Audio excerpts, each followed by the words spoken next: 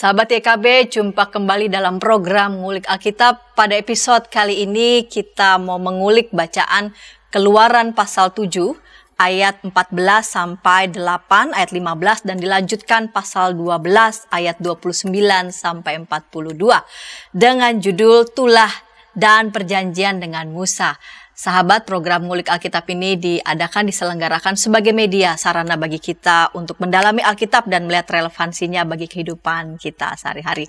Untuk mengulik bacaan tersebut telah hadir di studio dan akan menolong kita untuk menemukan makna-makna melalui bacaan ini, yaitu Bapak Pendeta Asigor P. Sitanggang THD. Salam jumpa kembali Bapak Pendeta. Salam jumpa Ibu Pendeta Santi. Pendeta Asigor akan menolong kita untuk melihat makna-makna yang bernas dari bacaan ini. Sahabat, saya mengundang sahabat boleh berinteraksi di kolom komentar yang telah tersedia. Saya sebagai pemandu percakapan Pendeta Santiani Manurung. Kita mulai saja Pak Pendeta. Kita berdoa, silakan Bapak Pendeta boleh memimpin kita dalam doa. Baik, mari kita bersatu dalam doa. Kami bersyukur padamu ya Allah untuk kesempatan ini di mana kami boleh kembali belajar sebagian dari firman-Mu. Kiranya Engkau memimpin kami oleh Roh-Mu sehingga kami dalam acara Ngulik Alkitab ini boleh mengerti apa yang kami dengar, dan ini boleh menjadi modal kapital kami dalam menjalani ziarah kehidupan kami masing-masing. Demi nama Yesus Kristus kami berdoa dan mengucap syukur. Amin. Amin. Saya akan membaca Keluaran pasal 7 ayat 14 sampai pasal 8 ayat 15 dan dilanjutkan pasal 12 ayat 29 sampai 42. Berfirmanlah Tuhan kepada Musa. Firaun berkeras hati, ia menolak membiarkan bangsa itu pergi. Pergilah kepada Firaun pada waktu pagi, pada waktu biasanya ia keluar ke sungai. Nantikanlah dia di tepi sungai Nil dengan memegang di tanganmu tongkat yang tadinya berubah menjadi ular, dan katakanlah kepadanya, Tuhan Allah orang Ibrani telah mengutus aku kepadamu untuk mengatakan, biarkanlah umatku pergi supaya mereka beribadah kepadaku di padang gurun. Meskipun begitu, sampai sekarang engkau tidak mau mendengarkan. Sebab itu beginilah firman Tuhan, dari hal yang berikut akan kau ketahui bahwa akulah Tuhan. Lihat, dengan tongkat yang di tanganku ini akan kupukul air yang di sungai Nil, dan air itu akan berubah menjadi darah, dan ikan yang dalam sungai Nil akan mati, sehingga sungai Nil akan berbau busuk, maka orang Mesir akan segan meminum air dari sungai Nil ini.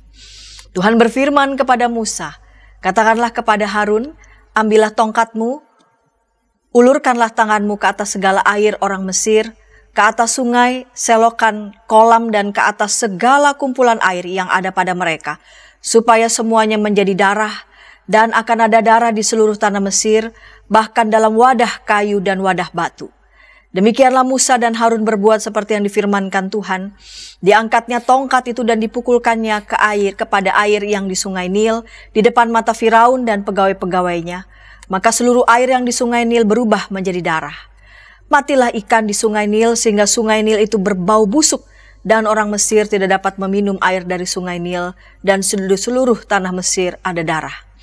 Tetapi para ahli Mesir membuat yang demikian juga dengan ilmu-ilmu mantra mereka, sehingga hati Firaun berkeras dan ia tidak mau mendengarkan mereka keduanya seperti yang telah difirmankan Tuhan. Firaun berpaling lalu masuk ke istananya dan tidak mau memperhatikan hal itu juga. Tetapi semua orang Mesir menggali-gali di sekitar sungai Nil mencari air untuk diminum, sebab mereka tidak dapat meminum air sungai Nil. Demikianlah genap 7 hari berlalu setelah Tuhan menulahi sungai Nil. Berfirmanlah Tuhan kepada Musa, pergilah menghadap Firaun dan katakanlah kepadanya, beginilah firman Tuhan, biarkanlah umatku pergi supaya mereka beribadah kepadaku. Jika engkau menolak membiarkannya pergi, maka aku akan menulahi seluruh daerahmu dengan katak. Katak-katak akan mengeriap dalam sungai Nil, lalu naik dan masuk ke dalam istanamu dan kamar tidurmu. Ya, sampai ke dalam tempat tidurmu, ke dalam rumah pegawai-pegawaimu dan rakyatmu, bahkan ke dalam pembakaran rotimu, serta ke dalam tempat adonanmu. Katak-katak itu akan naik memanjati engkau, memanjati rakyatmu dan segala pegawaimu.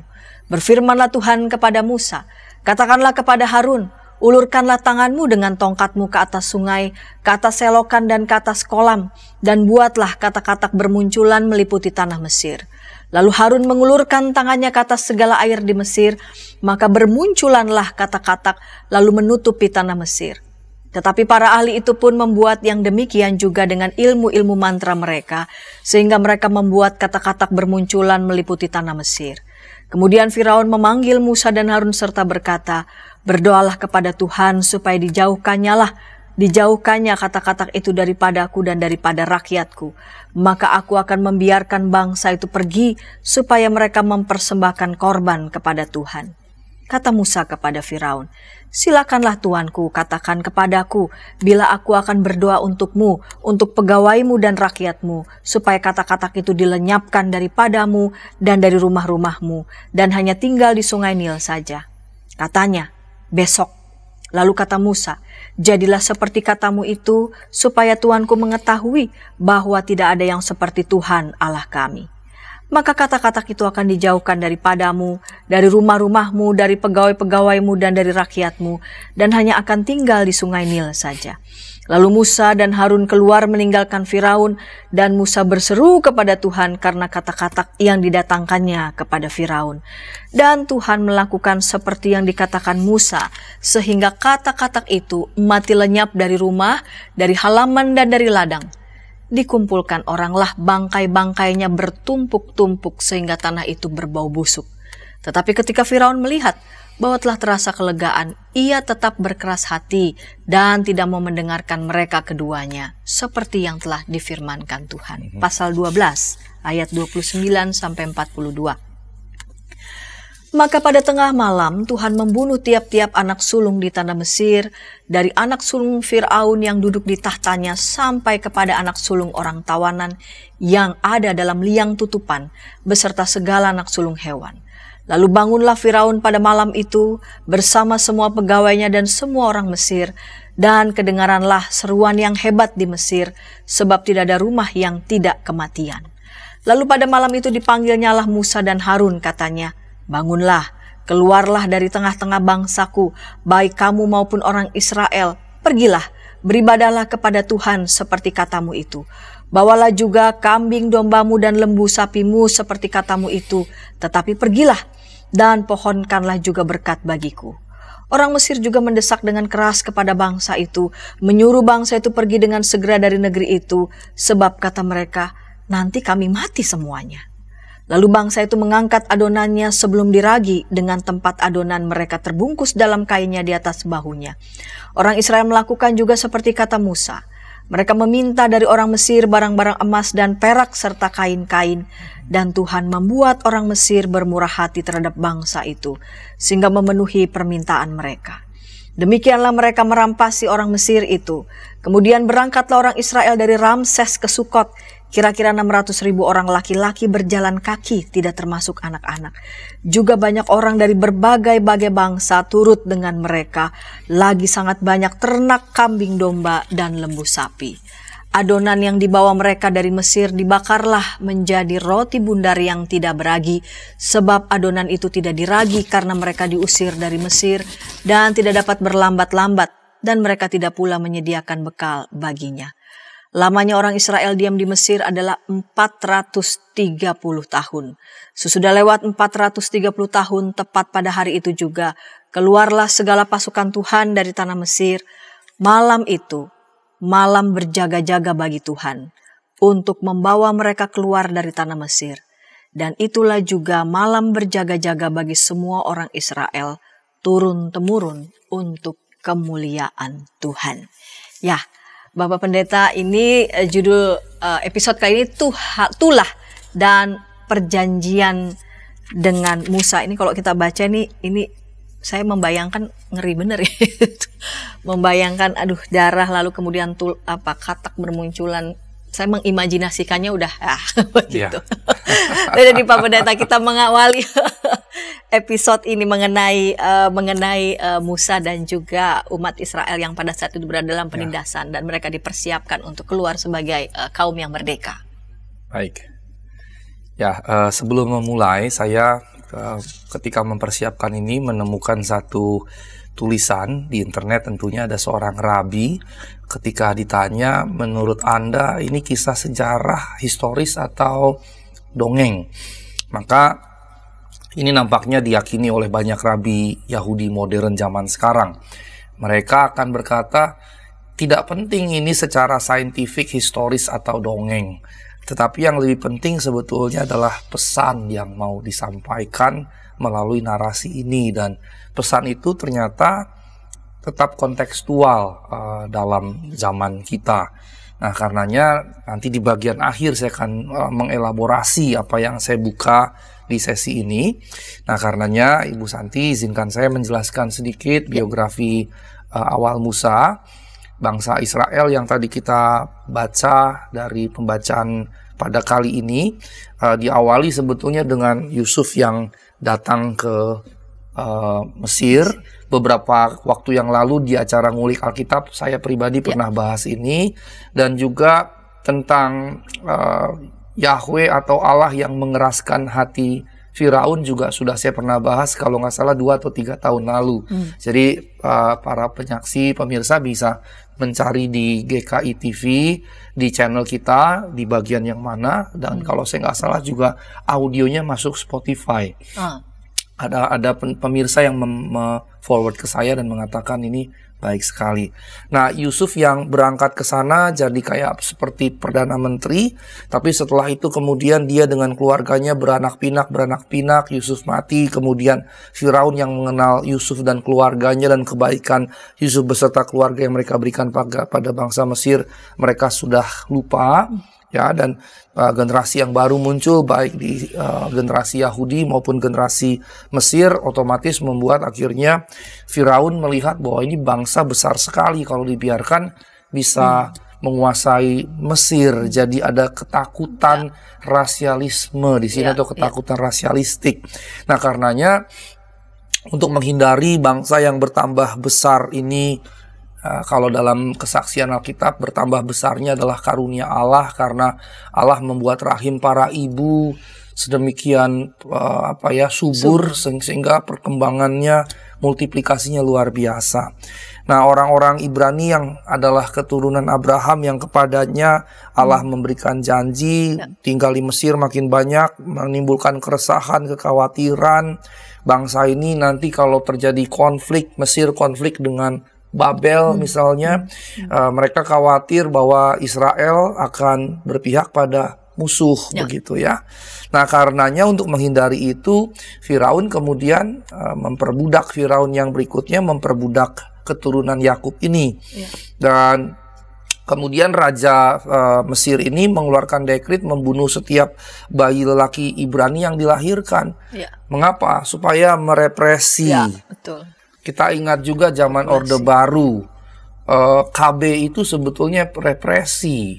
Karena ternyata saya mendengarkan dari banyak orang tua bahwa KB itu bahkan dilakukan oleh aparat-aparat begitu. Dan itu represi, supaya jumlah kita nggak banyak, maka direpresi. Itu sebetulnya bentuk represi. Ini perwujudan kuno, represi supaya jumlah penduduk tidak bertambah banyak. Dan salah satu cara menghambat sebuah ras berkembang, ya represi, tekan jumlah pertumbuhan populasinya zaman kuno dengan dibunuhi. Nah, perintah yang Firaun berikan misalnya kepada 2 bidan, Sifra dan Pua, nah ini justru diabaikan oleh keduanya. Sifra dan Pua tidak mau membunuhi bayi-bayi itu, yang saya rasa berarti menunjukkan Sifra dan Pua punya batin yang baik, batinnya nurani, berbicara dan nurani, sehingga kemudian dia menolak melakukannya secara diam-diam. Nah, karenanya bangsa Ibrani justru makin banyak jumlahnya. Nah, kemudian dekret berikutnya, anak bayi laki-laki yang baru lahir dibuang ke sungai.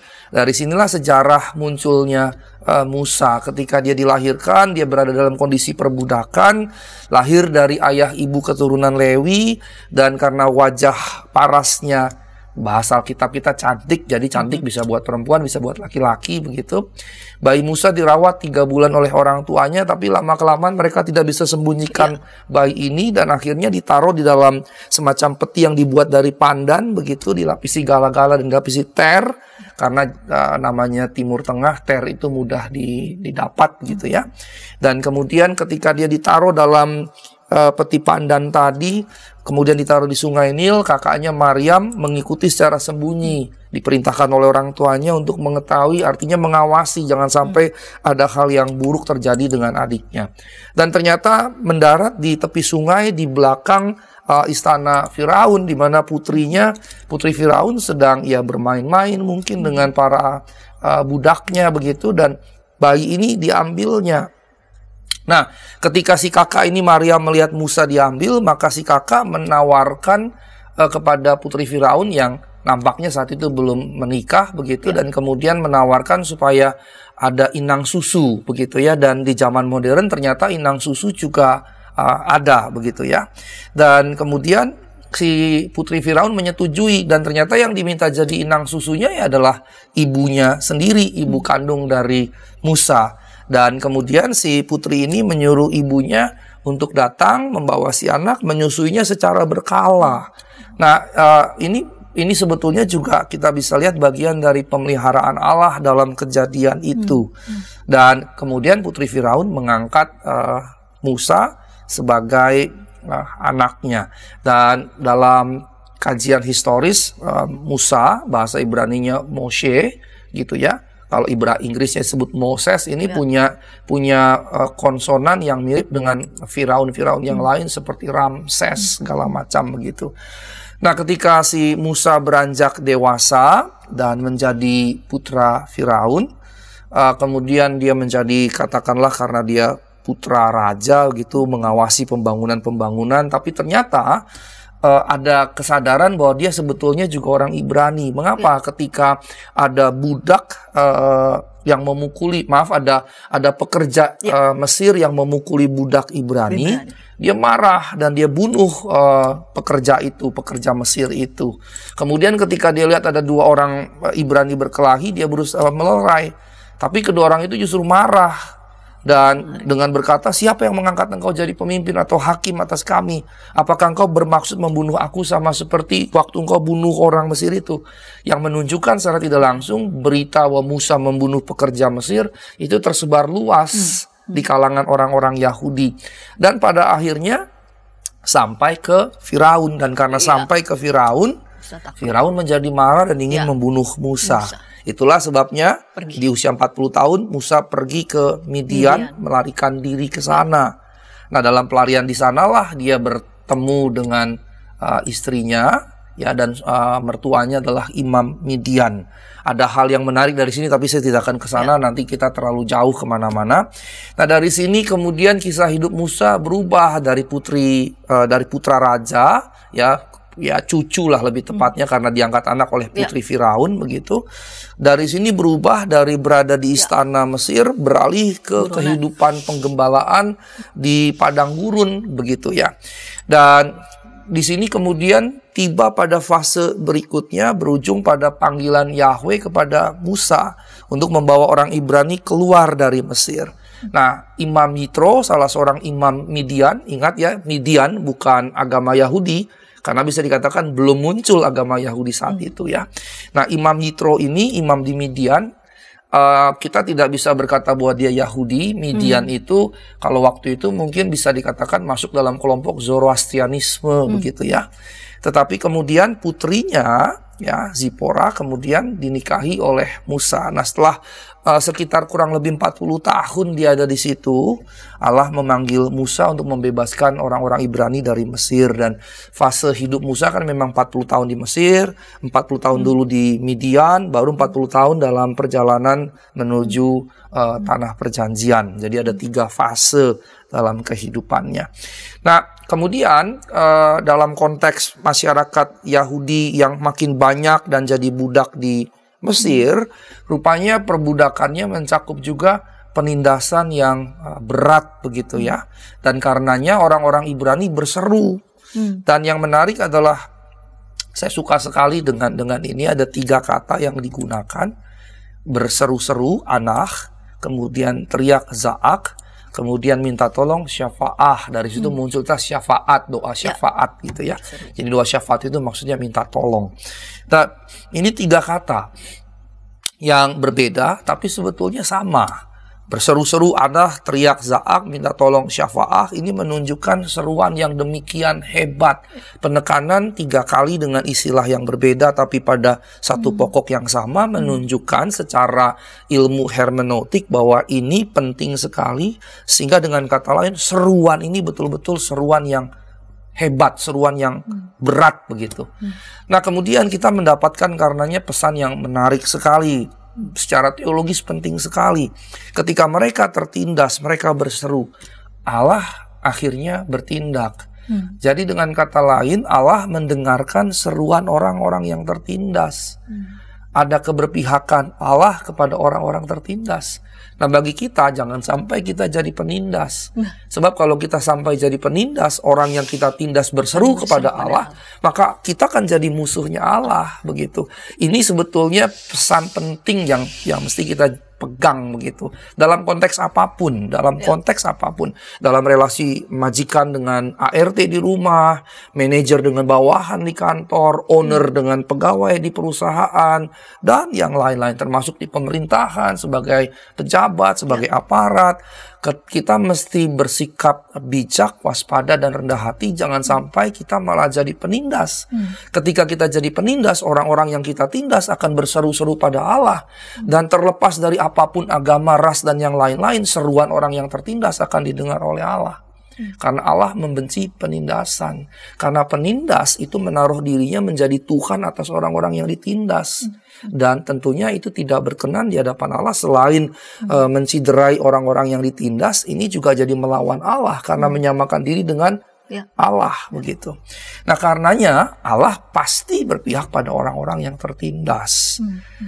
Karenanya sekali lagi berita ini menjadi penting. Kita umat Allah, umat manusia bahkan tidak boleh jadi penindas, karena suara seruan orang-orang tertindas pasti sampai ke telinga Allah, dan Allah berpihak dan pasti bertindak membela orang-orang yang tertindas.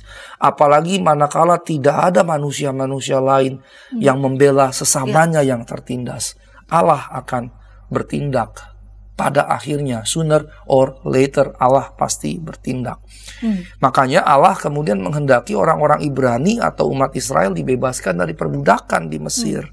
Dan panggilan Allah atas Musa untuk memimpin pembebasan bangsa ini dari perbudakan di Mesir, sebetulnya yang menjadi core mengapa tulah itu kemudian diberikan. Karena suara pembebasan yang seharusnya didengar oleh Firaun dan para punggawa Mesirnya justru tidak didengarkan, sehingga mereka menempatkan diri jadi musuh Allah begitu. Sehingga kalau kita lihat pada dirinya sendiri, tulah itu memang mengerikan, tapi sebetulnya juga ada semacam peragaan kuasa. Mesir bangsa yang sangat berkuasa saat itu. Pada saat itu tandingannya mungkin hanya Babel, hanya 2 ini. Babel agak ke atas sedikit, Mesir agak di bawah, karena Mesir itu Afrika Utara, Babel masuk ke Asia di Timur Tengah. Ini 2 negara yang berkuasa besar. Pada saat itu paling tidak ada 4 negara atau kerajaan adidaya. Naik lagi ke Eropa itu Makedonia, tapi ini agak belakangan. Kemudian agak geser ke kanan itu Tiongkok, tapi karena dia jauh, dia tidak terlalu dekat ke sini begitu ya. Nah, otomatis ini 2 negara kerajaan yang sangat kuat. Dan pada zaman ini Mesir lebih kuat daripada Babel. Berikutnya Babel baru kuat di era Daniel dan seterusnya. Tapi di sini Mesir masih jauh lebih kuat, sehingga bisa dikatakan ini negara adidaya. Dan ketika dia menjadi negara adidaya, kesannya dia bisa bebas berlaku jahat kepada siapapun, termasuk budak-budak Israel.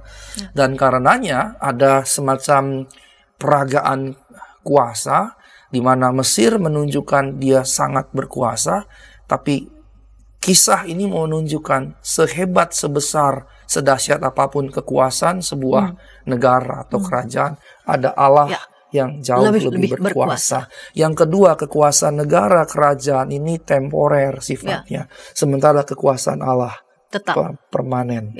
Nah, dengan permanensi, dengan permanennya kekuasaan Allah dan dengan absolutnya kekuasaan Allah, sementara yang ini temporer dan relatif terbatas, Maka sebetulnya yang mesti jadi catatan, jangan sampai kita menganggap kita adalah Allah. Itu sendiri. Dan Mesir nampaknya dikisahkan memperagakan dirinya seperti itu. Sehingga kemudian ini yang terjadi, dan ini seharusnya kita baca.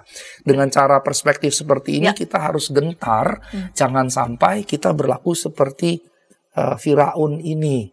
Entah dalam konteks kita yang kecil, di keluarga, dengan ART, dengan yang lain-lain, termasuk dengan tukang parkir, dengan segala macam.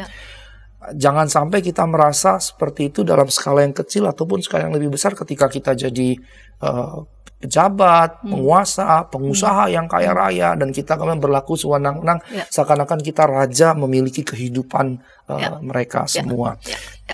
Baik.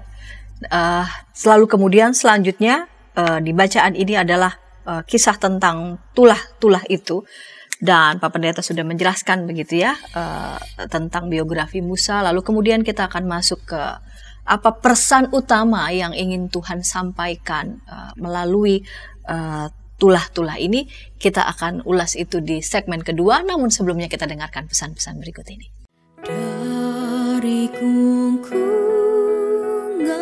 malam gelap. Nyanyikanlah nyanyian baru. Setiap hari Rabu, pukul 12 waktu Indonesia Barat. Dapat Anda nikmati di channel Lagu Rohani YKB GKI TV.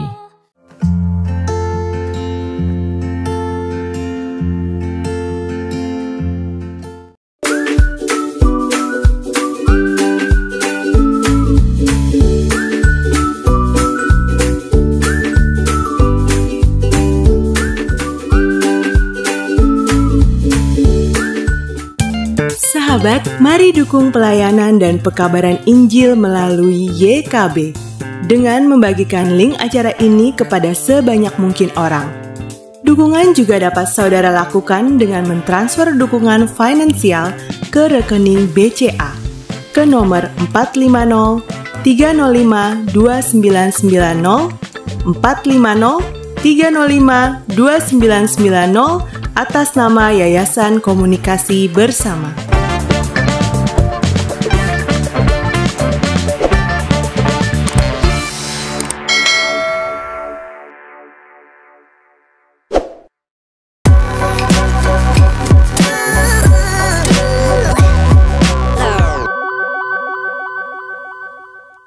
Sahabat YKB, Sobat Ngulik Alkitab, senang masih bersama dengan kami dalam program Ngulik Alkitab. Pada episode kali ini kita mengulik Keluaran pasal 7 ayat 14 sampai 8 ayat 15 dan dilanjutkan pasal 12 ayat 29 sampai 42 dengan judul Tulah dan Perjanjian dengan Musa. Dengan narasumber Pendeta Asigor P. Sitanggang THD, kita sudah masuki segmen kedua. Saya mengajak sahabat boleh berinteraksi di kolom komentar yang sudah tersedia. Baik Pak Pendeta, kita lanjutkan di segmen yang kedua ini. Pak Pendeta di segmen pertama sudah menjelaskan begitu ya, duduk perkara yang mesti kita perhatikan, mengapa Allah lalu kemudian bertindak karena memang mendengar penindasan yang sangat hebat yang dilakukan oleh Firaun penguasa Mesir kepada bangsa Israel. Lalu kemudian di bacaan ini tentang tulah-tulah, apa sesungguhnya yang menjadi yang ingin Allah sampaikan melalui tulah-tulah ini? Ya, baik. Terima kasih. Ibu Bapak yang terkasih, sebelum bangsa Israel keluar dari Mesir, tadi kita mencatat, dibacakan oleh Ibu Pendeta Santiani bahwa karena misalnya dukun-dukun Mesir bisa juga melakukan hal yang serupa, akhirnya kemudian Firaun tidak mau melepas. Mengeraskan hati. Ya, mengeraskan hati. Dan kalau kita membaca di kisah ini ada hal yang menarik. 6 ayat paling tidak 6 kali ada kalimat Tuhan mengeraskan hati Firaun. Keluaran 9 ayat 12, 10 ayat 27, 10 ayat 20, 27, 11 ayat 10, 14 ayat 4, 14 ayat 8. Yang jadi persoalan adalah begini, apakah memang Allah yang mengeraskan hati Firaun? Cukup banyak pembacaan, apalagi dengan konsep tertentu bahwa semuanya Allah yang tetapkan segala macam, dan kesannya manusia jadi seperti robot begitu. Atau bidak catur dipindahkan begitu saja. Begitu seperti bidak catur, akhirnya memahami ya memang Allah yang mengeraskan hati Firaun. Tapi sebetulnya itu menjadi Ya itu salah satu opsi tapi tidak persis tepat. Mengapa? Karena kata mengeraskan hati, and the Lord hardened the heart of Pharaoh, kalau bahasa Inggris, mengeraskan itu berasal dari kata kazak. Itu bisa memang dipahami mengeraskan hati, tapi bisa juga dipahami membiarkannya menjadi keras, membiarkannya mengeraskan hatinya. Jadi bukan bahwa Allah yang secara langsung mengeraskan hati Firaun, tetapi Allah yang membiarkan hati Firaun mengeras. Ini di ngulik Alkitab 2 tahunan lalu pernah saya jelaskan. Karena terkait ini lagi, maka saya akan jelaskan sedikit saja, saya akan mengulangi. Jadi kata kazak bisa dipahami Allah yang mengeraskan hati Firaun, atau bisa juga dipahami Allah membiarkan hati Firaun menjadi keras. Ini sama seperti misalnya ada 2 orang anak berantem, kakak beradik begitu, terus ibunya sudah melerai, udah jangan berantem, tapi si anak masih tetap berantem. Akhirnya ibu bilang, ibunya karena mungkin ibunya sudah kepayan, ya sudahlah, silakan berantem saja kalau memang kalian tidak bisa dilerai. Nah, kurang lebih pemahamannya bisa dipahami seperti itu, bahwa Firaun bukan dikeraskan hatinya oleh Allah, tapi karena Firaun terus-menerus mengeraskan dirinya, maka Allah membiarkan, ya sudah terjadi seperti yang engkau mau. Dan itu kemudian dalam keadilan Allah justru jadi sarana untuk menyatakan kebesaran, kemuliaan, keagungan Allah. Yang pertama-tama lewat tulah, tapi kemudiannya lewat berbagai macam hal ajaib yang terjadi. Sehingga setelah tulah ini selesai 10, yang puncaknya semua anak sulung mati ya, yang kemudian dalam perspektif perjanjian baru dilihat sebagai berbicara kepada Kristus begitu ya. Nah, keluarnya bangsa Israel dari Mesir merupakan contoh besar dalam perjanjian lama, berbicara mengenai perlawanan terhadap perbudakan. Terhadap perbudakan. Namun dalam perjalanannya nampaknya bangsa Israel pun juga memiliki budak dan mengizinkan perbudakan. Karenanya Pentateuch atau kelima kitab Musa ini tidak memberikan gagasan mengenai perlawanan terhadap perbudakan secara revolusional, melainkan evolusional. Karena memang pada zaman itu perbudakan jadi sistem sosial yang wajar. Ya, tetapi yang Allah kehendaki adalah tetap adanya keadilan. Ya. Sementara Mesir dalam narasi-narasi yang dikisahkan berlaku sangat keji terhadap budak-budak Israel. Sampai bayi-bayi dibunuhi segala macam begitu. Nah, karenanya pertanyaannya kemudian, lalu peranan tulah ini apa? Ya. Nah, tadi saya katakan di awal, saya membaca tulisan seorang Rabbi Jonathan Neril.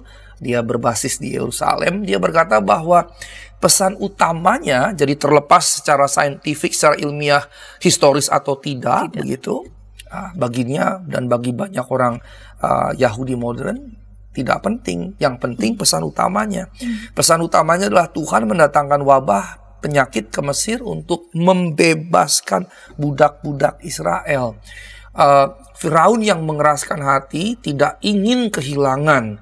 Mengapa? Dia kalau katakanlah kita terima secara harfiah angka 2 juta itu orang Israel yang keluar dari Mesir 2 juta, walaupun sebagian pakar berkata itu angka yang bombastik begitu. Ya, tapi sisi yang lain, para penafsir yang lain yang tradisional akan menerimanya secara harfiah. Terlepas harfiah atau tidak, ini jumlah yang banyak. Dan bayangkan kalau saya punya tenaga kerja segitu banyak untuk yang gratis gitu. Makanya ada sebagian penulis yang berkata wajar kalau kemudian ada piramid-piramid yang besar. Mengapa? Karena ternyata budak-budak bukan hanya dari Israel, bukan keturunan Yakub saja, ada dari bangsa-bangsa lain yang juga jadi budak, sehingga wajar punya warisan sampai sekarang yang begitu besar begitu. Nah, karenanya Tuhan dipahami sedang memberikan pelajaran kepada orang Mesir kuno tentang keadilan. Dan ketika mereka dipimpin Firaun tapi juga yang lain, mereka menolak melakukan hal yang benar dan membebaskan orang Israel, ya mereka menanggung akibatnya. Yang saya jelaskan tadi, peragaan kuasa. Ada kuasa yang nampaknya besar sekali tapi sebetulnya relatif dan temporer dan terbatas terhadap kekuasaan yang permanen, yang absolut, yang berkuasa atas segala sesuatu. Tapi dengan memahami ini sebetulnya Allah juga bisa menghukum Israel. Mengapa? Karena Allah mengingatkan kemudian bahwa orang Israel dulu adalah budak. Karenanya ketika mereka punya budak tidak boleh berlaku keji, sewenang-wenang. Nah, orang-orang Mesir ini sangat senang punya sumber tenaga kerja gratis berupa budak-budak Israel. Ketika Tuhan mengatakan hal ini harus dihentikan, mereka tidak mau berubah. Yang kalau kita lihat nampaknya kisah ini mau menyampaikan ada periode di mana Tuhan mengizinkan, tapi ada periode kemudian Tuhan berkata cukup. Sehingga ini sebetulnya juga kalau kita tarik sedikit lebih jauh gitu, kita interpretasi sedikit lebih jauh, sebetulnya setiap zaman Tuhan memiliki gerakannya sendiri. Yang karenanya kita harus membaca fenomena sosial baik lokal, nasional, regional, bahkan global untuk mengetahui bahwa ini adalah bagian dari pergerakan. Contohnya, demokrasi 2 abad yang lalu belum ada. Walaupun ide demokrasi itu sangat kuno dari filsafat Yunani kuno, respublika segala macam, tapi penerapan demokrasi secara politis praktis dalam masyarakat, dalam bernegara kan bisa dikatakan 2-3 abad terakhir. Setelah Renaissance pun tidak otomatis langsung muncul gitu ya. Baru sekitar 3 abad terakhir begitu, seperti Amerika baru usia 3 abad sebelumnya era perbudakan dan seterusnya. Nah, dengan kata lain, shift ke demokrasi ini bagian juga dari gerakan Allah pada konteks perkembangan dan perubahan zaman yang kita harus juga baca dan pahami begitu. Jangan sampai ketika Allah membawa kita bergerak maju, kita tidak mau, malah kita jadi kemudiannya berhadapan dengan Allah sendiri. Seperti di sini, 430 tahun tadi mereka jadi budak, berarti 400-an tahun itu Allah membiarkan mereka jadi budak, tapi kemudian Allah berkata cukup. Maka Mesir seharusnya mengerti, tapi karena dia menganggap dia berkuasa hebat, dia menganggap dia tidak perlu tunduk pada Allahnya Israel, yang padahal dalam teks-teks tersebut menunjukkan Allah Israel adalah Allah atas alam semesta, termasuk atas Mesir, atas Firaun. Maka itulah jadi semacam bentuk hukuman karena mereka tidak mau berubah, tidak mau menghentikan perbudakan, tidak mau keluar dari kekejaman sosial tadi untuk menjadi berlaku adil. Saya membayangkan seandainya Firaun bersedia, maka sangat mungkin Mesir justru jadi sebuah negara yang luar biasa begitu. Kalau dia mau, dan kalau dia mau diskusi dengan Musa dan melihat apa yang Allah sampaikan lewat Musa, maka Mesir akan juga turut maju begitu ya. Dan ini juga seharusnya yang kita bangun dalam relasi antar personal, antar gereja, antar agama, antar bangsa. Bukan berkompetisi untuk menghancurkan, tapi berkompetisi untuk saling membangun. Nah, dari sini kita melihat ada ketegasan sikap ilahi. Sikap ilahi dari Allah diperagakan di sini. Yang juga mau berkata, Allah berkuasa atas zaman dan perubahannya. Nah, saya mau masuk ke tema pertama, yaitu bagaimana Pentateuch ini bicara mengenai perbudakan. Perbudakan bagian yang lumrah, sistem sosial budaya yang lumrah pada masyarakat pada zaman itu. Karenanya Pentateuch tidak menghendaki perubahan secara drastis. Tapi kalau kita lihat tarik sampai zaman Paulus pun, surat Filemon juga, Paulus tidak mengatakan Onesimus yang budaknya Filemon untuk kemudian Filemon membatalkan perbudakannya. Paulus mengajarkan ide yang sangat memikat. Di luar sana Onesimus adalah budak Firaun, tetapi di dalam Kristus, dan kalimat Yunani jelas Adelphoi and Christo, brothers in Christ. Jadi di luar sana Paulus mau bilang kepada Filemon, di luar sana Onesimus budakmu, tapi di dalam gereja, dalam persekutuanmu dengan Kristus, Onesimus adalah saudaramu. Brothers in Christ, Adelphoi and Christo. Dan ini juga semangat yang harusnya kita punya dalam gereja. Kita boleh menjadi pejabat tinggi di luar sana, jadi pengusaha kaya raya di luar sana, dan di daerah kantong-kantong Kristen sangat mungkin di kantong-kantong Kristen itu gereja dihadiri oleh panglima kodam yang Kristen, kapolda yang Kristen, gubernur, bupati, wali kota yang Kristen, pengusaha-pengusaha Kristen. Tetapi ketika mereka masuk dalam gereja, mereka yang di atas maupun mereka yang di bawah menjadi saudara dalam Kristus. Nah, ini yang menarik. Jadi perbudakan tidak langsung dihantam habis oleh Pentateuch, jangankan Pentateuch, oleh Paulus pun tidak. Tetapi yang mau ditekankan, Yahweh justru mengingatkan orang-orang Ibrani untuk berlaku adil kepada para budak. Jadi misalnya bila ada budak Ibrani, tuannya yang juga orang Ibrani hanya boleh mempekerjakan selama 6 tahun. Dan pada tahun yang ke-7, tahun Sabat, dia harus memerdekakan budak Ibrani. Dan kelipatannya, tahun ke-50, semua budak harus dibebaskan. Itu yang disebut dengan tahun Yobel, tahun pembebasan. Dan model itu kemudian digunakan oleh Yesaya. Yesaya 61 berbicara tentang Mesias. Roh Tuhan Allah ada padaku, oleh sebab Ia telah mengurapi aku untuk memberitakan tahun rahmat Tuhan telah datang, untuk membebaskan orang dalam tawanan, membebaskan orang yang tertindas, dan segala macam. Sehingga berita pembebasan ini kemudian disematkan pada sosok Mesias yang akan datang. Yang waktu kemudian di Lukas pasal 4, Yesus masuk ke sinagoge di Nazaret, Yesus membuka kitab Yesaya, persis perikop yang tadi saya sudah sebutkan. Dan Yesus berkata, pada saat engkau mendengarnya, genaplah nats ini. Yang berarti Yesus mau berkata, akulah Mesias yang dinubuatkan oleh saya. Dan Mesias yang Yesus hadirkan bukan sekedar selamat masuk surga, happy-happy, jingkrak-jingkrak di surga gitu. Itu surga yang absurd kalau kita hanya memahami surga seperti itu.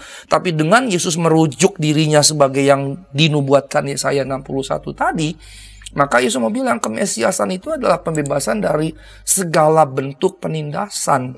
Dan yang menarik adalah ini dimulai atau berlatar belakang keluaran Israel dari Mesir, yang Allah juga menghendaki Israel berlaku adil pada para budak, yang selalu tiap tahun ke-7 membebaskan budak Ibrani, setelah itu tahun Yobel membebaskan semua budak. Sehingga, dan yang menarik adalah di sekitaran Timur Tengah hanya Israel kuno lah masyarakat yang memiliki model budak yang dimerdekakan. Masyarakat sekitarnya, ini Ibu Bapak bisa juga membacanya dari buku terjemahan karangan David L. Baker, ketika dia bicara kemiskinan di dalam perjanjian lama, maka di situ dia jelaskan bahwa satu-satunya budaya kuno di Timur Tengah yang memiliki kultur pembebasan bagi budak per periode tertentu itu hanya Israel kuno. Sekitarnya tidak ada sekali kita budak selamanya.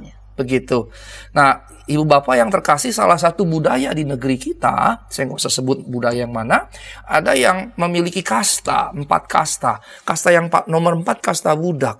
Dan kalau dia sudah jadi budak, masuk kasta budak, selamanya dia budak. Bahkan mati pun di dunia roh orang mati, dia tetap budak.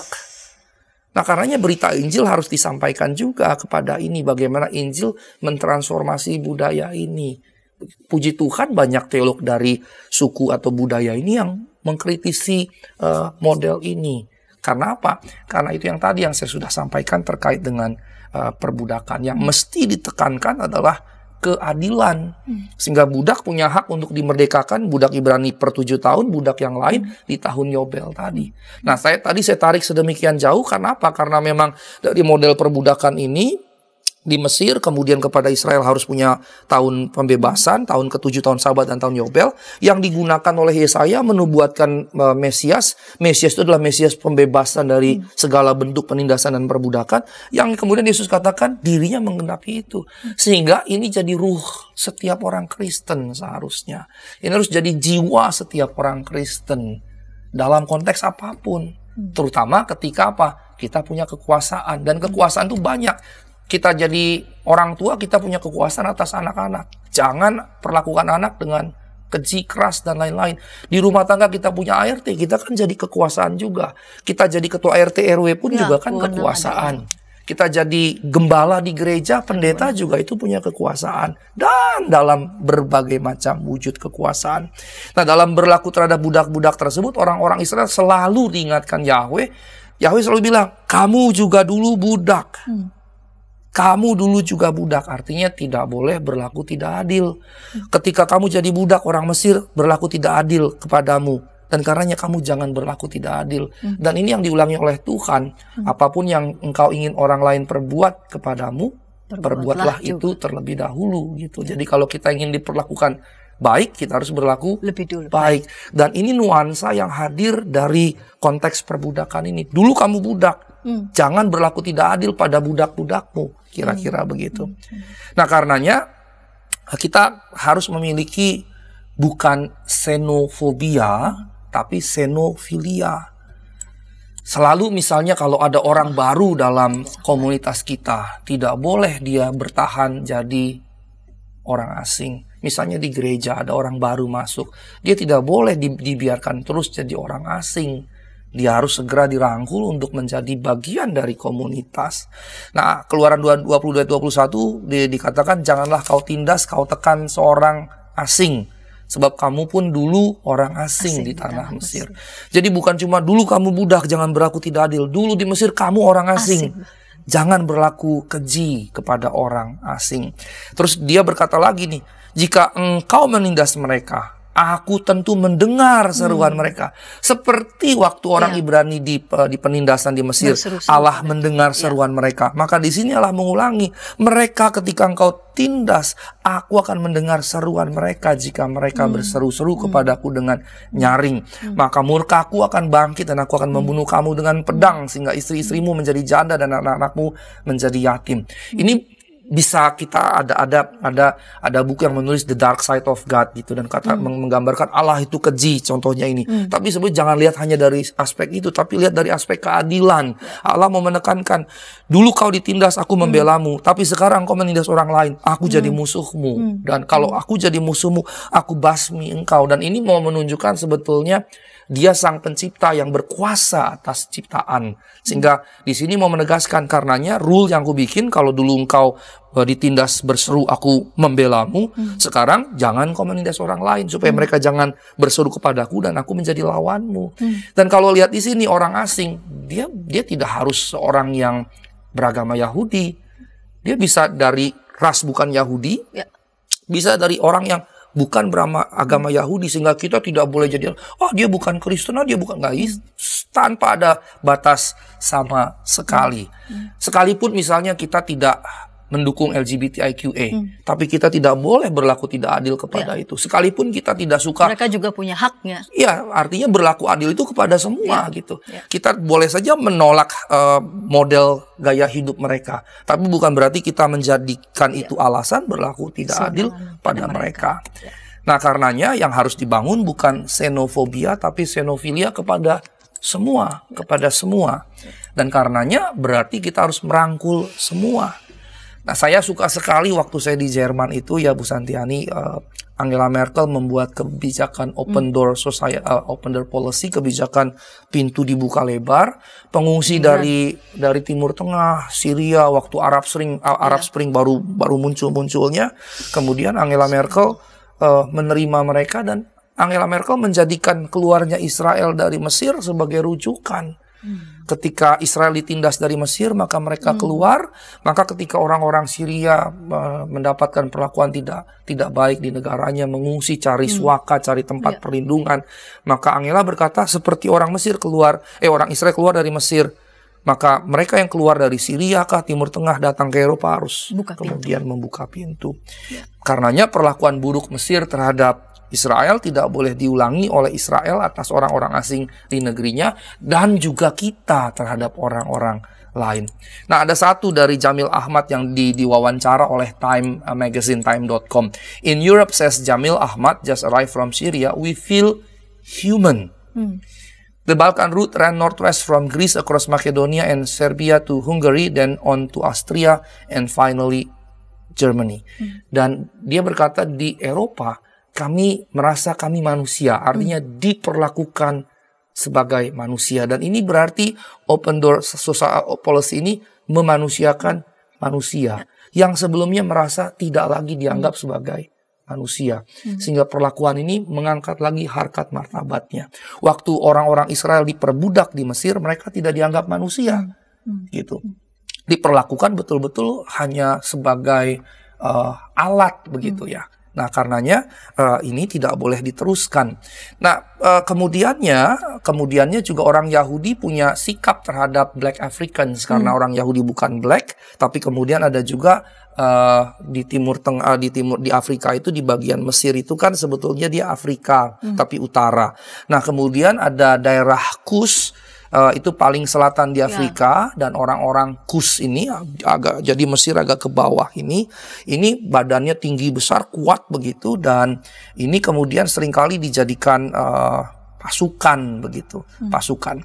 Nah, kemudian ada kesan bahwa awalnya perbedaan kulit tidak dianggap. Tapi dalam perkembangan sejarah, warna kulit jadi pembeda. Pada awalnya warna kulit tidak pernah dibahas sebagai sebuah pembeda, tidak penting sama sekali. Tapi dalam perkembangan, tadi awal sejarah sekali Yahudi tidak membedakan apakah dia Makedonia, Mesir, Babel, atau Arab yang kulit hitam. Tapi dalam perkembangan dalam sastra rabbinik mulailah ada pembedaan-pembedaan. Mulai ada secara linguistik pembedaan fisik, appearance dari masyarakat dan dibedakan. Warna hitam kemudian digunakan sebagai lambang si jahat. Dan kemudian penggunaan metafora warna kulit Afrika yang hitam ini mulai nampak dalam sejarah kuno. Nah, kemudian dalam perkembangan berikutnya, mulai masuk masa kolonialisme begitu, orang-orang kulit hitam dianggap sebagai setengah manusia. Bahkan kita dalam sejarah mengerikan sekali dikerangkeng, dijadikan tontonan seakan-akan sama dengan hewan gitu. Nah, karenanya kita jadi teringat pada kutukan Nuh di Kejadian 9 ayat 20-27. Dikatakan di situ ketika Nuh ini bikin kebun anggur, dia rupanya belum tahu kalau anggur difermentasi, diracik sedemikian rupa menghasilkan alkohol dan bikin mabuk gitu ya. Ini nampaknya di tahap awal munculnya kebun anggur, mabuklah dia, telanjang dalam kemahnya. Ya, kemudian Ham melihat aurat bapaknya dan cerita kepada Sem dan Yafet. Yafet tidak mau melihat, menutupinya. Maka kemudian Nuh menganggap Ham ini kurang ajar. Maka dia kemudian memberikan kutukan.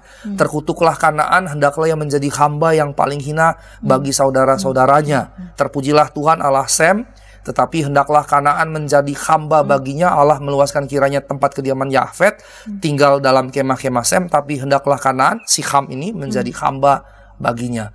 Nah, perbudakan di Eropa dan kemudian di Amerika seringkali menggunakan ini sebagai dasar pembenaran perbudakan.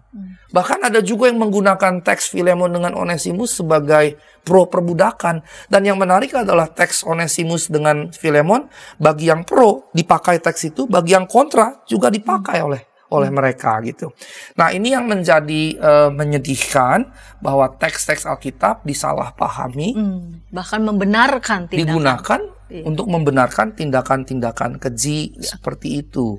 Ya, baik, Pak Pendeta sudah menjelaskan ini topik yang dihadirkan begitu ya oleh Kitab Pentateuch, yaitu perbudakan. Kita akan menyimak pesan-pesan lainnya, pokok-pokok teologis yang juga ada dalam bacaan yang kita ulik pada episode kali ini. Kita akan ulas itu di segmen ketiga, namun sebelumnya kita dengarkan pesan-pesan berikut ini. Tanganku dipegang. Injil dalam Melodi. Setiap hari Kamis, pukul 12 waktu Indonesia Barat. Dapat Anda nikmati di channel Bedah Lagu YKB GKI TV.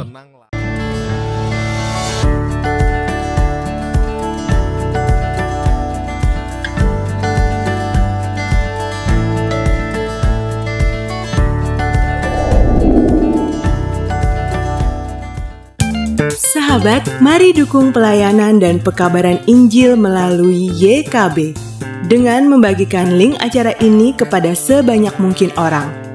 Dukungan juga dapat saudara lakukan dengan mentransfer dukungan finansial ke rekening BCA ke nomor 450 305 2990 450 305 2990 atas nama Yayasan Komunikasi Bersama.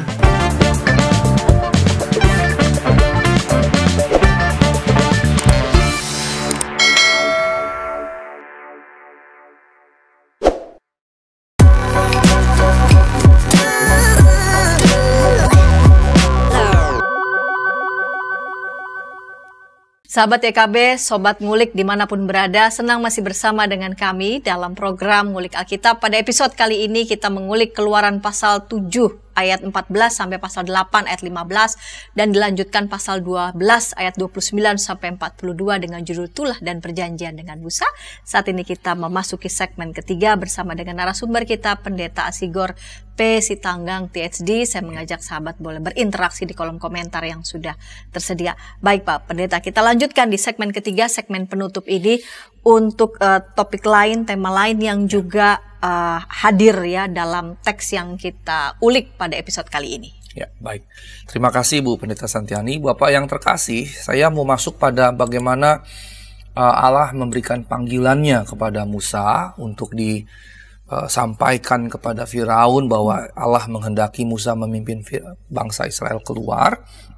Yang menarik adalah panggilan ini tidak diberikan di sebuah kuil di bait suci atau mungkin juga di kuilnya mertuanya yang adalah seorang imam gitu ya.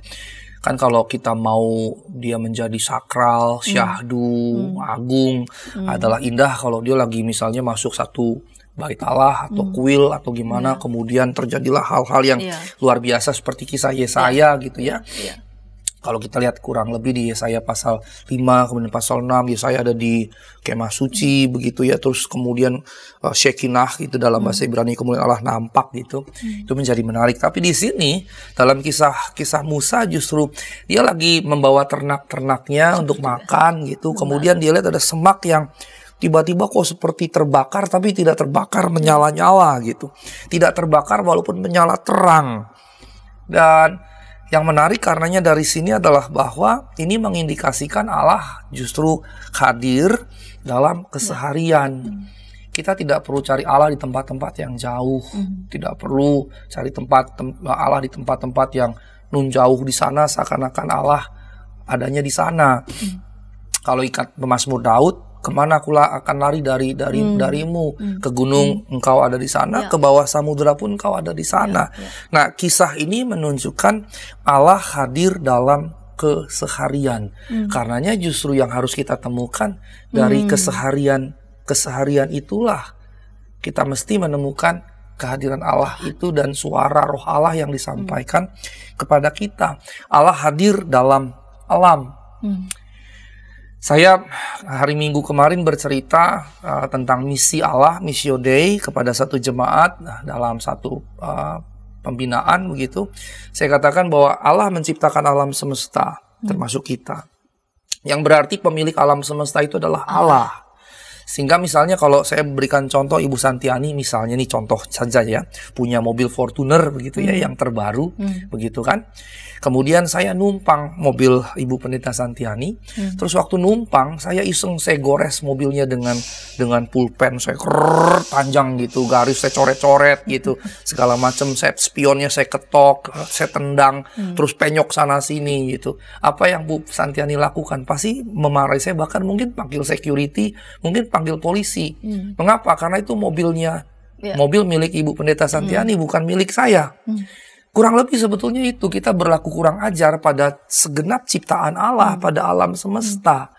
Untuknya Allah adalah panjang sabar dan berlimpah kasih setia. Sehingga betapapun kita menindas alam semesta, dia tidak langsung menghukum kita gitu. Seandainya Asigor yang jadi Allah, udah langsung saya ketok dari sejak awal. Itu alam semesta ciptaanku, mengapa engkau menghancurkan, merusakkannya gitu. Saya memberikan ilustrasi itu karena itu mudah dimengerti, karena tidak mungkin ada orang pemilik mobil yang ingin mobilnya digores dikit saja bisa marah dia. Bayangkan kalau itu kita bawa kepada Allah dengan alam semesta. Begitu. Kalau kita yang jadi Allah, betapa murkanya kita ketika milik kita dihancurkan sedemikian rupa. Karenanya Allah hadir dalam alam ini bukan sekedar jargon, ini realitas sebetulnya. Temukanlah Allah dalam alam. Bahkan Amsal berkata bahwa burung-burung berkicauan memuji Allah begitu. Kemudian Allah juga hadir dalam keseharian kita. Dia bicara lewat keseharian itu.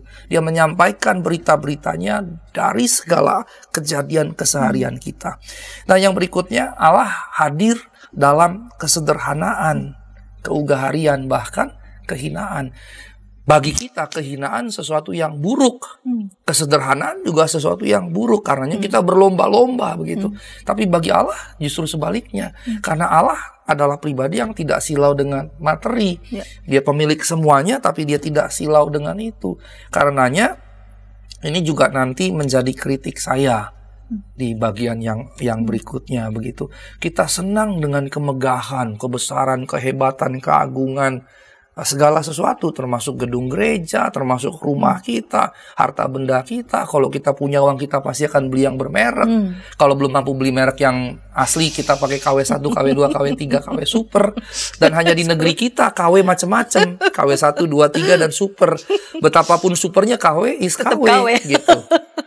Nah, ini berarti kan keugaharian, kesederhanaan banyak lenyap dari kita begitu. Dan demi itu kita bisa akhirnya menghalalkan segala cara yang justru menurut kesaksian Alkitab Allah tidak hadir di situ. Itu yang pertama. Nah, yang berikutnya saya mau bawa pada ekologi terkait dengan yang pertama juga tadi, bagian yang pertama kehadiran Allah. Ibu bapak yang terkasih, sains memiliki peranan penting dalam bagaimana kisah wabah atau tulah ini diceritakan dan diterima saat ini. Ada penemuan-penemuan yang bagi sebagian berkata bahwa ini meneguhkan memang dulu pernah terjadi. Tapi ada sebagian pakar, oh tidak, itu bukan bicara tentang tulah. Itu sebabnya tadi di awal saya sudah 2 kali, ini kali ketiga saya berkata entah itu historis atau dongeng, yang terpenting adalah pesannya. Nah, karenanya yang mesti kita lihat dari pesan ini adalah pelajaran lain yang ada di dalamnya, yaitu kita sekarang ada di era perubahan iklim yang disebabkan oleh manusia. Sebulan 2 bulan ini nampaknya cuaca bukan hanya di Jakarta, cukup banyak tempat di Jakarta kita merasakan panasnya luar biasa. Dan sebelumnya kita juga merasakan polusi yang luar biasa sehingga banyak orang kemudian mengalami ISPA. ISPA, infeksi saluran pernafasan akut.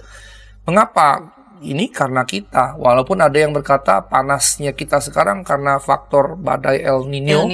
Seperti tahun 97, 26 tahun yang lalu gitu, jadi suhu jadi sangat panas, tapi itu ada kontribusi kita. Coba saja kita ke jalan-jalan raya, betapa sedikitnya pohon-pohon, jalanan besar-besar membentang, cahaya matahari dengan teriknya bisa masuk, ditambah debu yang naik dari segala kendaraan yang kita gunakan. Pohon-pohon yang sedikit itu tidak mampu menetralisir itu. Dan coba kita ke rumah-rumah, komplek-komplek perumahan, apalagi sampai ke kampung-kampung, jarang sekali rumah memiliki taman yang begitu asri penuh dengan pepohonan. Sekalipun sudah ada aturan sekian puluh % tanah bangunan itu tidak boleh jadi bangunan sepenuhnya, tapi cukup banyak rumah yang dibangun full tanpa ada sisa.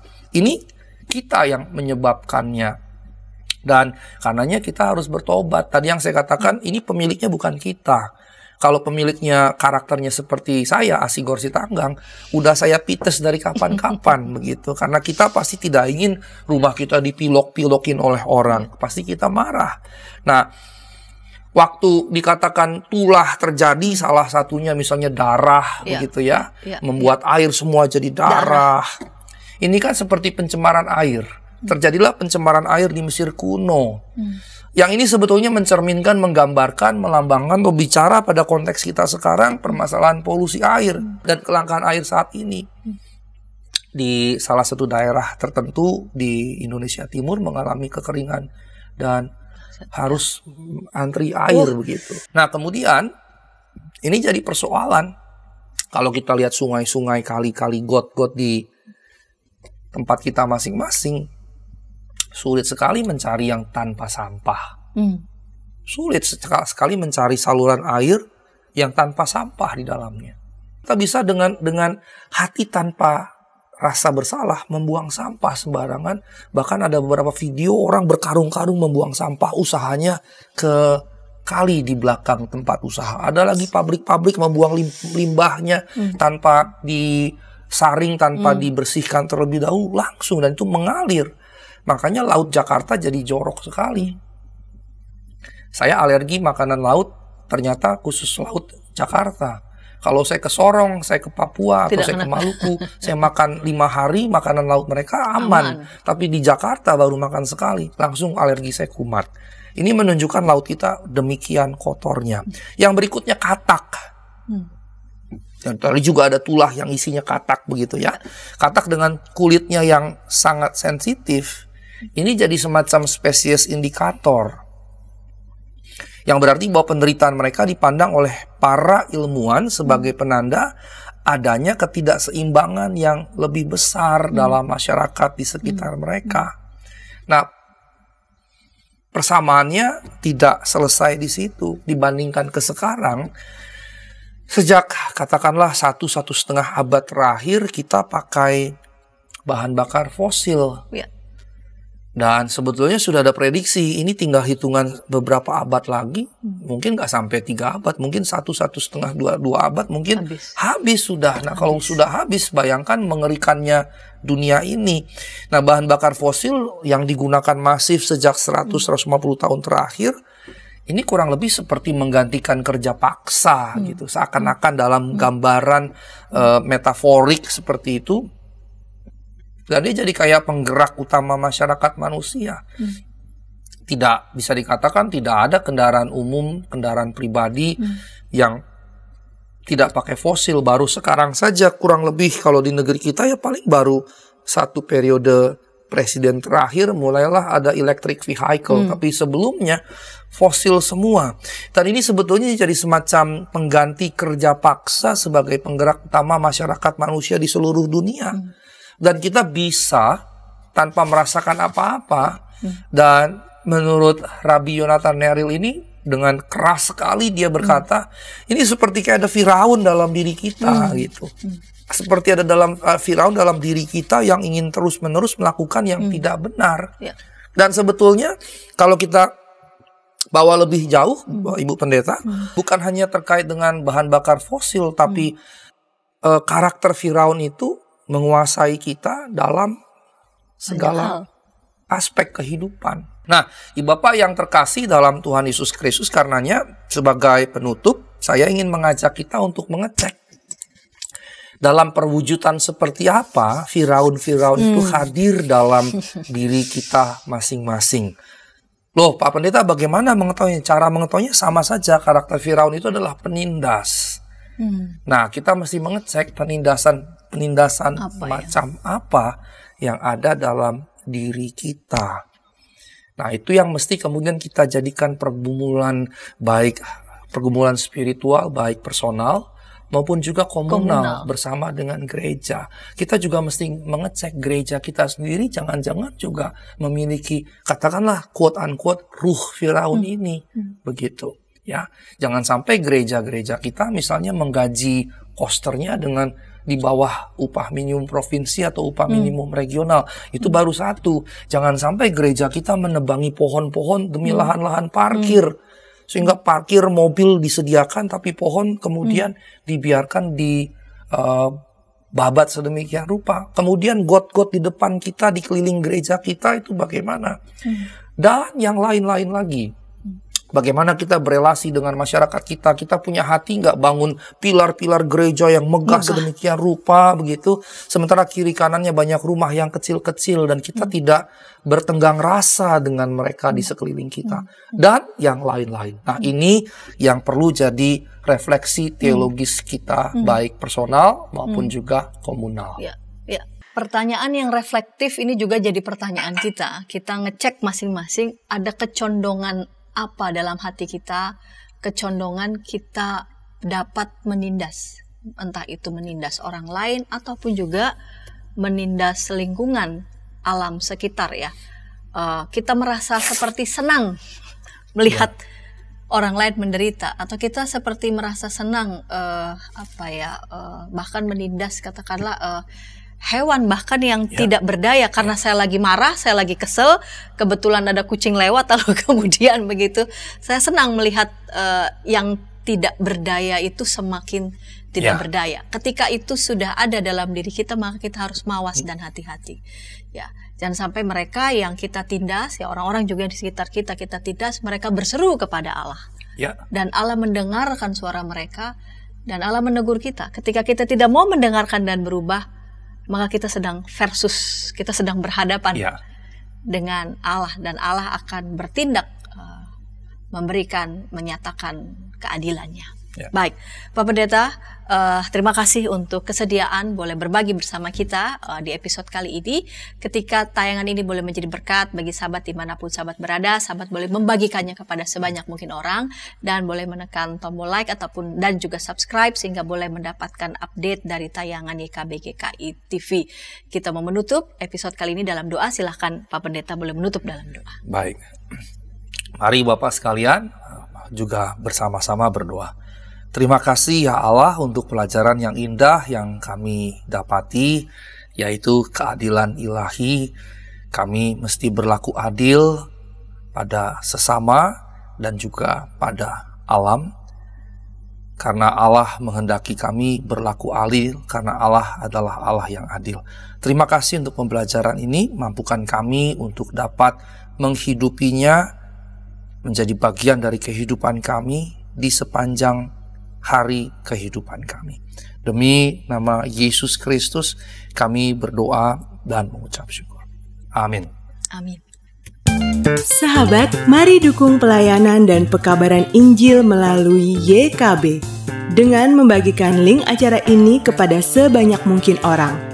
Dukungan juga dapat saudara lakukan dengan mentransfer dukungan finansial ke rekening BCA ke nomor 450-305-2990, 450-305-2990 atas nama Yayasan Komunikasi Bersama.